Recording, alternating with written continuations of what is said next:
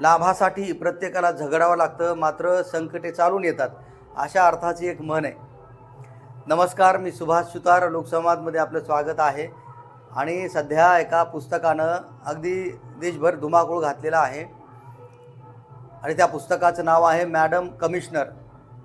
तत्कालीन IPS अधिकारी मीरा बोरवणकर यांचं हे पुस्तक आहे.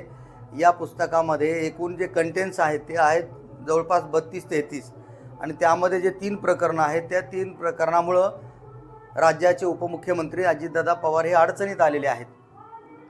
कधी काळी अजितदादा पवार हे पुण्याचे पालकमंत्री होते. त्या काळात मीरा बोरवणकर या महिला पोलीस अधिकारी पुण्यामध्ये स्थायिक होत्या आणि त्याच ठिकाणी त्यांची ड्युटी होती.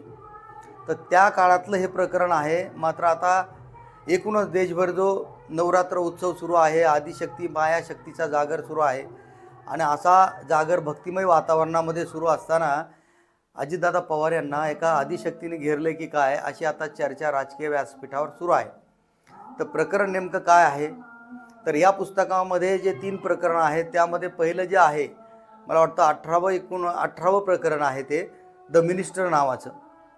तर त्या प्रकरणामध्ये अजितदादा पवार यांचा थेट उल्लेख नसला तरी मीरा बोरवणकर यांनी पोलिसांसाठी असलेली जी 3 एकर जागा आहे पुण्यामध्ये, तर ती जागा अजितदादा पवार यांच्या एका बिल्डर मित्राला हवी होती, असा आरोप मीरा बोरवणकर यांनी केलेला आहे. आणि त्यामुळं आता महाराष्ट्रात नव्हे तर देशभर खळबळ उडालेली आहे.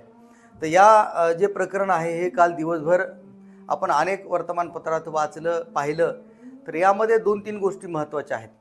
त्या 2-3 गोष्टी महत्त्वाच्या कोणत्या, तर एक, मीरा बोरवणकर यांनी हे दिल्लीतून पुस्तक प्रकाशित केलेलं आहे आणि त्यानंतर काही तासातच या बातम्यांना पाय फुटले. तर हे पुस्तक प्रकाशित झाल्यानंतर अवघ्या काही तासामध्ये अजितदादा पवार यांच्या संदर्भानं बातम्या print media, electronic media, social media या माध्यमांवर आलेल्या आहेत.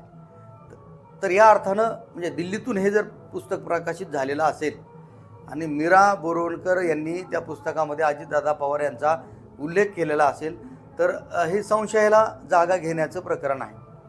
एकतर मीरा बोरवणकर यांनी इतक्या दिवसानंतर पुस्तक लिहिलं, स्वतःचे अनुभव त्यामध्ये सांगितलेले आहेत. पुस्तक अतिशय चांगलं असणार आहे ते, कारण एक महिला अधिकाऱ्याला आपल्या सेवा कार्यामध्ये आलेला अनुभव, सामाजिक अनुभव, राजकीय अनुभव, एकूणच त्यांच्या आयुष्यातल्या महत्त्वाच्या घटना त्या पुस्तकामध्ये आहेत. मात्र त्यांनी जे थेट आरोप अजितदादा पवार यांच्यावर केलेले आहेत त्यामुळे अजितदादा सध्या अडचणीत आलेले दिसत आहेत. त्यातली त्यात भारतीय जनता पक्षाचेच जे सहकारी आहेत, पडळकर, आमदार पडळकर किंवा काँग्रेसचे काही विरोधी पक्षातले लोक आहेत, त्यांनी अजितदादा पवार यांना घेरण्याचा प्रयत्न केला आहे आणि अजितदादा पवार यांच्या राजीनाम्याची घोषणा केलेली आहे. मात्र अजितदादाने स्पष्टीकरण देण्याच्या आधीच आणखी एक जी चूक झाली ती अशी की अजितदादा पवार यांनी यावर स्पष्टीकरण देण्याच्या आधीच अजितदादाच्या अवतीभोवती जे लोक आहेत त्यांनीच त्यावर स्पष्टीकरण द्यायला सुरुवात केली. त्यामुळं सुद्धा आणखी संशय बळावलेला आहे. त्यात पुन्हा मीरा बोरवणकर यांनी पत्रकार परिषद घेतली.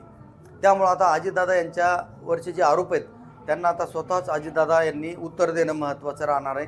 कारण मीरा बोरवणकर असं म्हणाल्या की अजितदादा यांना ती जागा हवी होती, म्हणजे त्यांच्या मित्राला ती जागा हवी होती. त्यांनी तसं कमिशनरला सांगितलं आणि मला बोलवून घेतलं.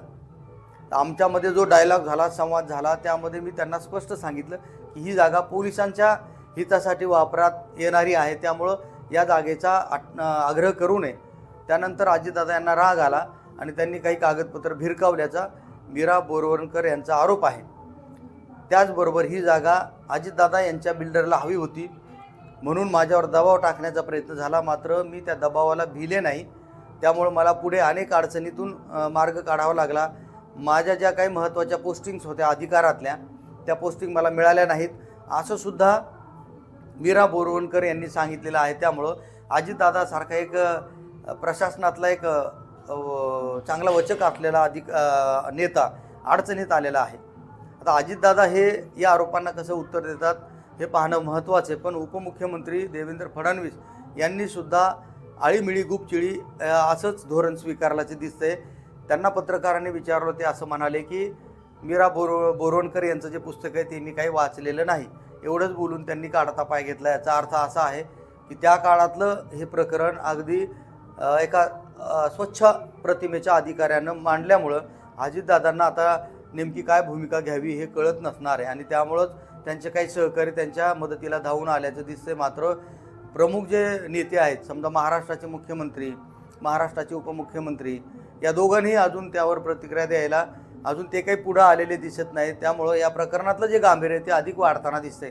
त्यातली त्यात मीरा बोरवरकर असं म्हणाल्या की एवढंच नव्हे तर त्यांनी आर पाटील जे महाराष्ट्राचे आदर्श उपमुख्यमंत्री होऊन गेले, आज ते हयात नाहीत, त्यांच्याविषयी सुद्धा अजितदादा पवार यांनी अपशब्द वापरल्याचं त्यांनी सांगितलेलं आहे. ते अपशब्द किंवा ती जी भाषा आहे ती मी या ठिकाणी व्यक्त करणं योग्य नाही असं जे म्हणालेत त्यालासुद्धा पुष्टी मिळण्याची शक्यता आहे. कारण अजितदादांच्या उपमुख्यमंत्री पदावर जाण्याऐवजी अजितदादांनी त्यावेळी शपथ घेण्याऐवजी आर पाटलांना शरद पवार साहेबांनी संधी दिली. आणि तुम्ही पाहिला असेल त्यावेळेसचा व्हिडिओ अजूनही तुम्ही पाहू शकता की आबा जेव्हा उपमुख्यमंत्री म्हणून शपथ घेत होते त्यावेळी ते थरथर कापत होते. म्हणजे अगदी जिल्हा परिषदमध्ये शिकलेला हा माणूस लोकांमध्ये मिसळला, महाराष्ट्राचा झाला आणि उपमुख्यमंत्री पदाची शपथ घेताना एवढं मोठं पद आपल्याला शरद पवार यांनी दिलं किंवा महाराष्ट्रातल्या जनतेच्या प्रेमाखातर हे पद आपल्याला मिळालं. त्यावेळीचा व्हिडिओ आणखीही आपल्याला सोशल माध्यमावर पाहायला मिळतो आणि असा हा आदर्श माणूस आणि त्यांच्याविषयी सुद्धा अजित पवार यांच्या मनामध्ये राग होता असं आजही बोललं जातं. आता तो राग अहंकारापोटी होता की आपल्याला मिळणारं पद अचानकपणे आबांना मिळालं, त्यामुळे सुद्धा अजितदादा पवार त्यावेळी नाराज होते. आणि हे जे प्रकरण आता मीरा बोरवणकर यांनी जे आता ते माध्यमांसमोर आले किंवा ते कागदावर आलेलं आहे आणि या प्रकरणाच्या दोन्ही अनुषंगाने चर्चा सुरू आहेत. एक मात्र खरं की मीरा बोरवणकर ही आदर्श अधिकारी म्हणून भारतामध्ये त्यांचं नाव झालेले आहे आणि त्यांनीच जर अजितदादा पवार यांच्यावर असा आरोप केलेला असेल तर अजितदादा पवार यांना अडचणीचा सामना करावा लागेल असं दिसतंय. लोकसंवाद बीड.